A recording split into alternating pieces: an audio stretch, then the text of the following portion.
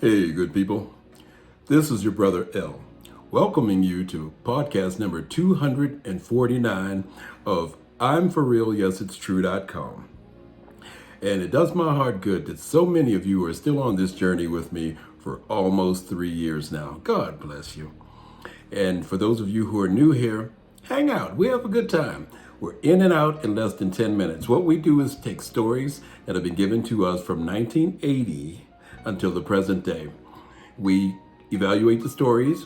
We keep the person who gave us the story anonymous by changing names and dates and times and sexes and states, whatever we need to do to keep the person anonymous. And after we do that, we take a verse from the Bible that coincides with the story that we just told, and we do that whole thing in less than 10 minutes. We return you to your day with something to talk about and share with your friends. All right? That's how we get down. And we also drink a lot of coffee here. Your brother L is a coffee addict, I guess you could say, but there are worse things to be addicted to. So we're going to jump right in because we have limited time here and we like to get it done. All right. And thank you for those of you who are new on this journey. God bless you. We love you. So the name of today's podcast, this is number 249. No. I'm sorry. This is podcast 250. And today is July 17th, 2023. Again, if I didn't mention it, I'm your brother L. I'm not your pastor, but I love you and we're going to jump right in. The name of today's podcast is Let It Go. God Saw It. All right? Now, let's dive in. There was a famous case that appeared in the Orange County Register around 1983. It was of a postal worker who thought he'd fathered a child with a woman who wasn't his wife, only to find out later, after the child started to grow and change, that the child didn't display any physical or mental attributes that resembled his own. So it created doubt in his mind, and he decided to borrow some money, as he wasn't a wealthy man, and get paternity tests. He got DNA tests.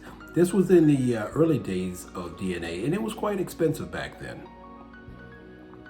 So when he got the DNA test back, it was determined that there was a 99.9% chance that the child was not his. He submitted these results to the court to have the child support order rescinded. And the judge who established the order said no. It's been several months since the order, and he sees no sense in burdening the state with this debt. He says you should be able to handle it. So the judgment stands. Well, the postman thought this was extremely unfair that he should have to support someone else's child for the next 18 years.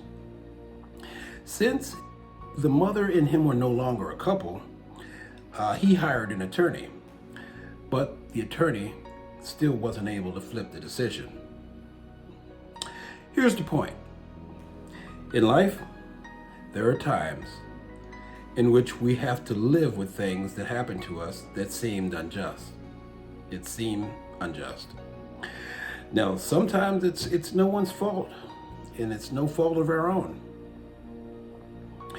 And what we have to do, this is where we really just have to trust God to make it right. All right? He sees what happens. He sees what's happening around us. And it's up to him to fix it. But we have to put our trust in him. Amen? Amen.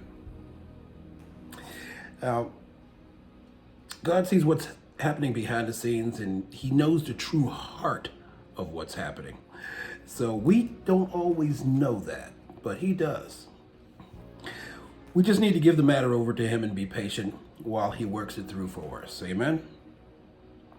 Now, the verse I have that coincides with this is Isaiah 10, 1 through 3. And I'll read it to you. And I didn't even mention it this time. Sometimes if you're new on this journey, you'll notice that I'm looking down quite a bit. And it's because I have these wonderful notes that I just don't want to mess up. I don't want to miss out on something that I want to make sure that you catch and understand. And that's why I'm looking down so much. So I'm going to look down one more time. But before I do, this would be a great time for you to take a quick sip of your coffee, as I'm going to take a quick sip of mine, wet my throat, and then we're going to conclude. Ah, it's good. All right. Now to bring this to a conclusion, the corresponding verse would be Isaiah 10, 1 through 3. Woe to those who make unjust laws, to those who issue oppressive decrees, to deprive the poor of their rights, and withhold justice from the oppressed of my people, making widows their prey and robbing the fatherless. What will you do on the day of reckoning? When disaster comes from afar. Yeah, something to think about.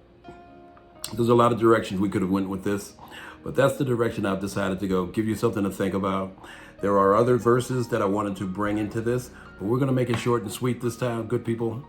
Again, I'm your brother L. I love you. I'm not your pastor. I look forward to seeing you every single week. And this week, go out and do something good for someone else. Be a blessing. Don't look for anything in return, and I guarantee you, you will be blessed for it 10 times over, because that's the type of good God that we serve. Amen? Amen. All right. Check the website. Leave your comment if you will. Subscribe, I hope. And we're still working through a few little bugs here in the IT department, but they've got a good handle on it, and everything's going to smooth itself out. So navigate the website. Check out some of the older videos. Leave a comment if you will. Know that your brother L loves you, and I'm praying for you every single day, and that's realer than Real Deal Holyfield. So I will see you again next week, if it's God's will. God bless you. I love you. Take good care of yourself. Come back next week. Don't forget your coffee, and I'll see you then. Amen. Amen.